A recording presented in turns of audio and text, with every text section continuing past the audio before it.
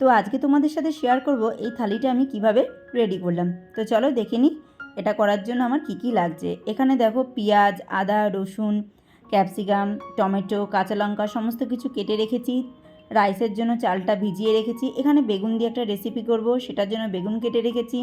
Fried রাইসের সবজি কাটা রয়েছে, এখানে চিকেনটা ধুয়ে রাখা রয়েছে। তো নমস্কার বন্ধুরা, আমি মৌমিতা, লাইফের খুঁটিনাটিতে আরও একটা নতুন দিনে তোমাদের অনেক অনেক স্বাগত। ওখানে আছে ফ্রাইড রাইস, চিলি চিকেন, আর কিছুদিন আগে তোমাদের সাথে যে বেগুনের একটা রেসিপি আমি শেয়ার করতে পারিনি, আমার মামি এসেছিলো যেদিন, তো সেই রেসিপিটাই আজকে ডিটেলসে শেয়ার করব। তো চলো দেখতে থাকো। বাড়িতে হঠাৎ কোনো গেস্ট এসে পড়লে মোটামুটি এইটুকু দিয়ে তাকে আপ্যায়ন করা যেতেই পারে। তো আজকে চলো দেখে নিই আমরা চিলি চিকেন, ফ্রাইড রাইস আর ডিম বেগুনের নতুন একটা রেসিপি। এখানে চিকেনটাকে রেডি করে নিচ্ছি। এখানে সামান্য একটু আদা কুচি, রসুন কুচি দিয়েছি, একটু ভিনিগার দিলাম, সামান্য একটু নুন দেব, আর একটু সয়া সস দেব, আর দেব হচ্ছে বেসন। এখানে একটা ডিমও আমি অ্যাড করব।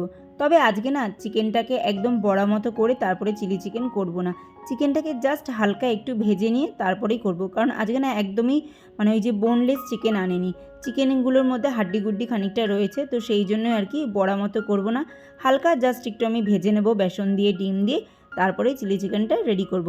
এই চিলি চিকেনটা অনেকটাই হালকা পাতলা হয়, খুব একটা যে রিচ হয় তা নয়, তবে খেতে কিন্তু বেশ ভালো লাগে।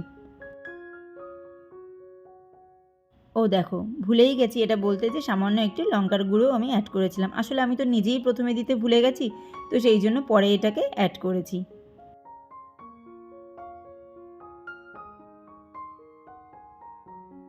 তো ডিম দিয়ে ভালো করে চিকেনটাকে একটু মাখিয়ে নিয়ে তারপরে গরম তেলের মধ্যে চিকেনগুলোকে ছেড়ে দেবো। আমি কিন্তু এখানে একটুও জল ইউজ করিনি। মাংসের যে গায়ে জলটা আছে আর বেসন, ডিম এই সমস্ত দিয়ে মাখলে মাখা হয়ে যায়, ওখানে আলাদা করে কিন্তু কোনো জল ইউজ করতে লাগে না। তো দেখো চিকেনগুলো এখন এখানে ভেজে নিচ্ছে। দেখতেই পাচ্ছ চিকেনের পিসগুলো বেশ বড় বড় আছে। চিলি চিকেনের মতো কাটলে আরও একটু ছোট ছোট করে কাটতে হয় যদি বড়া করে চিলি চিকেনগুলো করা হয়। আসলে কর্তামশাই আজকে কেমনভাবে যে চিকেন কেটে নিয়ে এসছেন আমি নিজেই বুঝতে পারছি না। কর্তামশাই তো কাটেনি, যে দোকান থেকে কেটে নিয়ে এসছে সেই দোকানদার। তো কী আর করা যাবে, তো সেই জন্যই আজকে আর সেই বড়া বড়া মতো করে করব না, এইভাবেই চিকেনটা রেডি করব। তো দেখতে থাকো। আর ওইদিকে দেখলে যে আমি হাঁড়িতে গরম জল বসিয়েছিলাম, তো সেখানে খানিকটা নুন ফেলে দিলাম। আমি ফ্রাইড রাইস হোক, বিরিয়ানি হোক, যখনই রান্না করি তখন জলের ভেতরেই নুনটা দিয়ে দিই, তাহলে না চালটা মধ্যে বেশ নোনতা ভাবটা ভালোভাবে যায়। তো সেই কারণে সবসময় জলের মধ্যেই নুনটা দিয়ে দিই। তো এখানে চিকেনগুলো ভালোভাবে ভেজে নিচ্ছি। এইভাবে মোটামুটি 3-4 বার আমাকে এই চিকেনগুলোকে ভাজতে হয়েছে, তবে গিয়ে সম্পূর্ণ চিকেনগুলো ভাজা কমপ্লিট হয়েছিল। তো দেখো এখানে চিকেনগুলো মোটামুটি আমার ভাজা হয়ে গেছে। খুব যে কড়কড়ে করে ভেজেছি, লাল লাল করে ভেজেছি তাও না, হালকা জাস্ট একটুখানি ভেজে নিয়েছি। যেহেতু বেসন আছে তাই জন্য মনে হচ্ছে যে ওইরকম একটু লালচে, কিন্তু খুব বেশি আর কি কড়া করে আমি চিকেনটাকে ভাজিনি।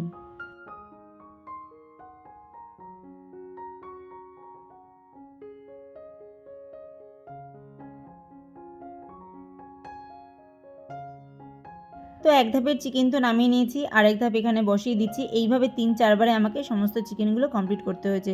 তার মধ্যে আবার আমাকে হাতে টাইম দেওয়া হয়েছে 1 থেকে 1.5 ঘন্টার মধ্যে সম্পূর্ণ রান্নাটা কমপ্লিট করতে হবে। কারণ আমি যেহেতু এখন সমস্ত কাজবাজ করে তারপরেই রান্নাঘরে যাই, তো রান্নাঘরে যেতে যেতে আমার মোটামুটি 12টার ঘর পার করে গেছিলো ঘড়ির কাঁটা। তো কর্তামশাই আবার ওদিক থেকে বলে দিল যে সে 2:30 নাগাদ বেরোবে। এবার বলো আমি তাহলে কত তাড়াতাড়ি এই জিনিসটাকে রান্না করব। তো যতটা পারছিলাম তত তাড়াতাড়ি আর কি রান্না করার চেষ্টা করছিলাম। রীতিমতো দুহাতে সব্যসাচী হয়ে উঠেছিলাম। একবার এদিকে রান্না করছি, একবার ওদিকে রান্না করছি। লাস্টেতে দুটো কড়াই একসাথে বসিয়ে দিলাম। তো বসিয়ে দিয়ে একবার এটা একবার ওটা করে রান্নাটাকে কমপ্লিট করলাম। তো চলো দেখতে থাকো। আর তোমাদের যদি ভালো লাগে অবশ্যই একটা লাইক ও কমেন্ট করো, আর যদি একটু বেশি ভালো লাগে তাহলে পরিবারের মধ্যে শেয়ার করে চ্যানেলটাকে সাবস্ক্রাইব করে আমার পাশে থেকো।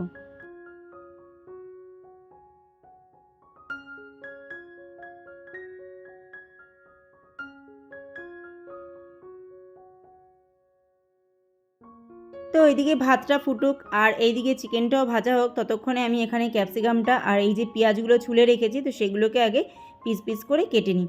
ক্যাপসিকামটা দেখতে কি দারুণ লাগছিল না, একদম সবুজ আর একদম ঠিকঠাক শেপে ছিল ক্যাপসিকামটা, দারুণ লাগছিল দেখতে। আমি যখন ভিডিও ভয়েস দিচ্ছি তখন দেখেই ভাবছি যে সত্যি ক্যাপসিকামটা কি সুন্দর দেখতে লাগছিল। তো যাই হোক, চলো ক্যাপসিকামটাকে কেটে নিই, কেটে তারপরে পেঁয়াজগুলো কাটবো, লঙ্কাগুলো কাটবো, ততক্ষণে আমার ভাতটাও হয়ে যাবে আর এদিকে চিকেনটাও মোটামুটি ভাজা কমপ্লিট হয়ে যাবে।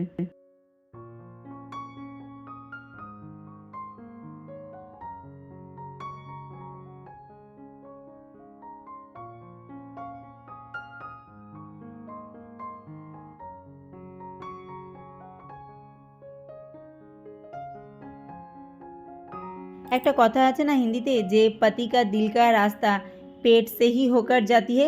তো পতিকে খুশ করতে গেলে তার খাবার দাবারে ধ্যান দিতে হবে, তাহলেই তার ভালোবাসা পাওয়া যাবে। কিন্তু আমার এখানে থিওরিটা একটু অন্যরকম। আমার মেয়ের এক্সাম চলছে, তো ওকে এখন একটু ভালো মন্দ খাওয়াতে হবে।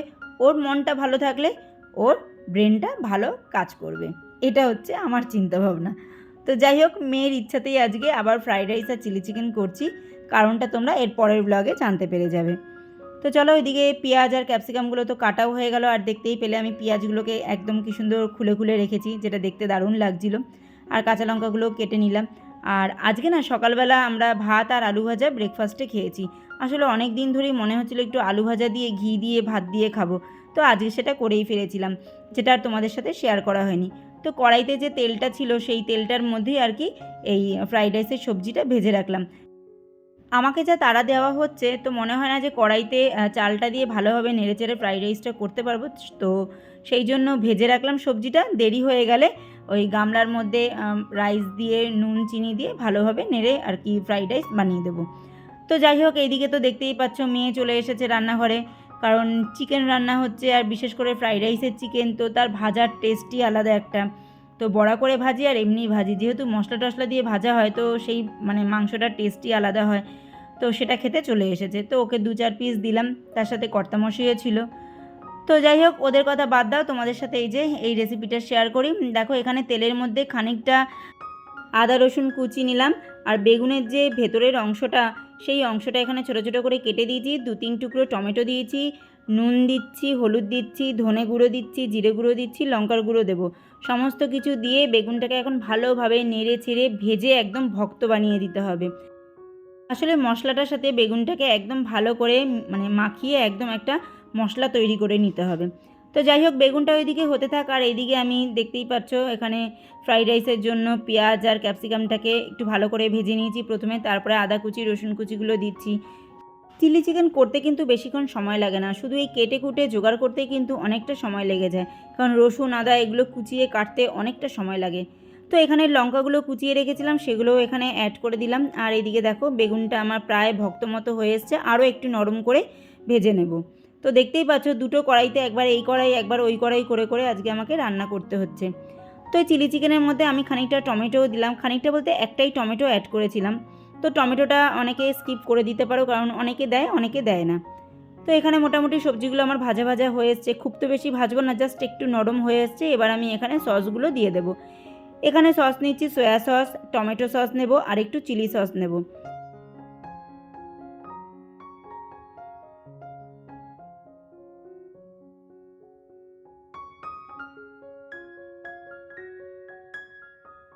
এখানে সসগুলোর মধ্যে কিন্তু টমেটো সসের পরিমাণটাই একটু বেশি যায়। তো সমস্ত সসগুলোকে একসাথে করে সামান্য একটুখানি হলুদ গুঁড়ো আর সামান্য একটুখানি লঙ্কার গুঁড়ো দিয়ে ভালো করে নাড়িয়ে চাড়িয়ে ওই মিশ্রণটাকে কড়াইতে দিয়ে দেবো।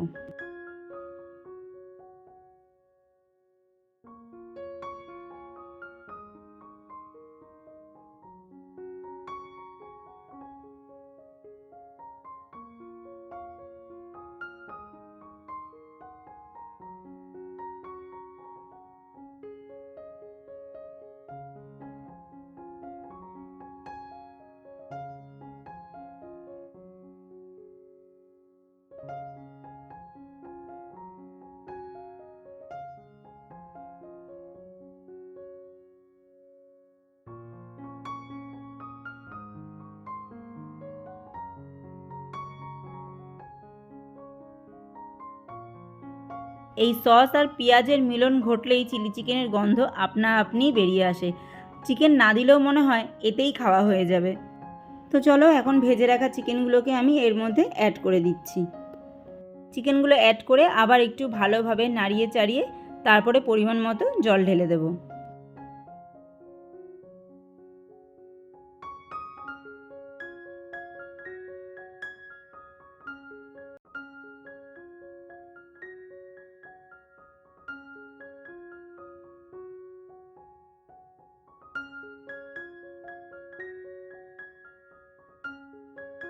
যেই বাটিতে আমি সসটা বানিয়েছিলাম, তো সেই বাটির মধ্যেই কিন্তু জল নিয়ে জল দিয়ে দিচ্ছি, আর জলের মধ্যে খানিকটা কর্নফ্লাওয়ার নিয়ে সেটাকে গুলিয়ে একবারে দিয়ে দিয়েছি।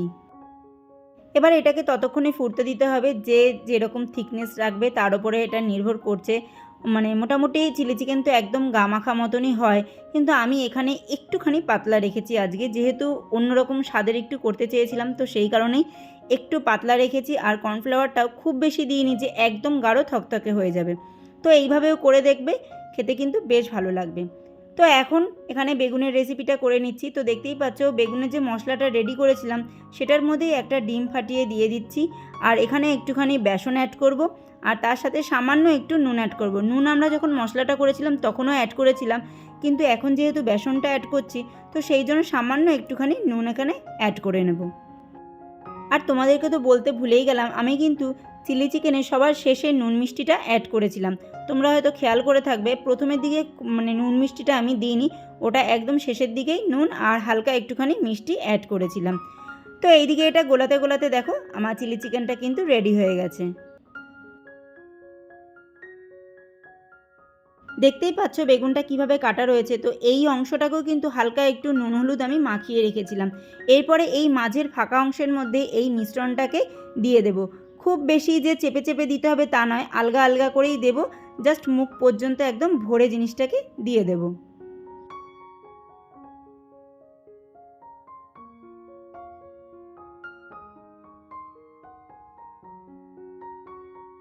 তারপর একটা ঢাকনা দিয়ে ঢেকে দেব। সমস্ত কিছু এখানে রান্না করা জিনিসই আছে, আর বেগুন রান্না হতে খুব একটা বেশি সময়ও নেয় না। তো খানিকক্ষণ ওয়েট করার পরে এটাকে আমরা উল্টে দেব। আর আঁচটা কিন্তু একদম ধিমি আঁচেই রাখতে হবে। তো দেখতেই পাচ্ছ ওপাশটা কি সুন্দরভাবে হয়ে গেছে।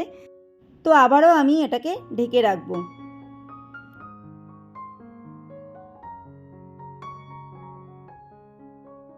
তো দেখো বন্ধুরা, ডিম বেগুনের রেসিপি কিন্তু আমার কমপ্লিট, যেটা খেয়ে আমার মামিরা সেদিনকার আমার খুব সুনাম করছিল। তো তোমরাও এইভাবে করে দেখতে পারো, জিনিসটা কিন্তু খেতে দুর্দান্ত হয়। তো দেখো আরও একটা আমি ঠিক একই প্রসেসে ভেজে নিচ্ছি। এইভাবেই যতগুলো আছে সমস্ত বেগুনগুলো আমি ভেজে নেব। আমি যে বেগুনটা কেটেছিলাম মোটামুটি 4 থেকে 5 পিস হয়েছিল। তো আমার এখানে যে মিশ্রণটা হয়েছে তাতে আমার ওই 5 পিস বেগুন কমপ্লিট হয়ে গেছিলো ভাজা।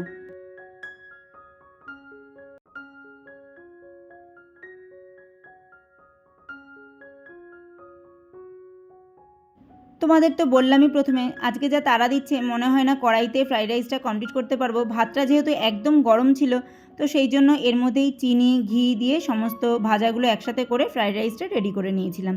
তো চলো ফাইনাল এবার প্লেটিংটা করে নিই।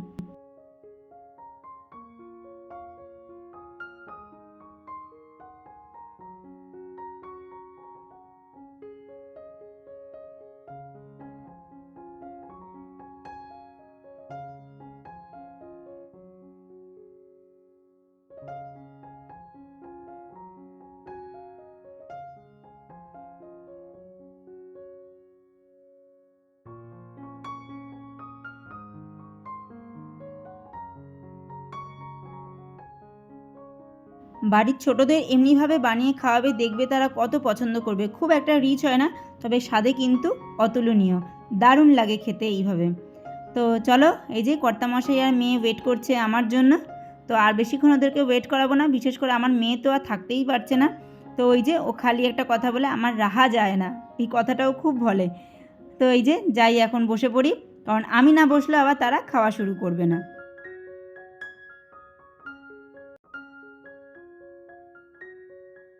সকালের একটুখানি ভাত ছিল আর কালকের একটা মাছের ঝোল ছিল।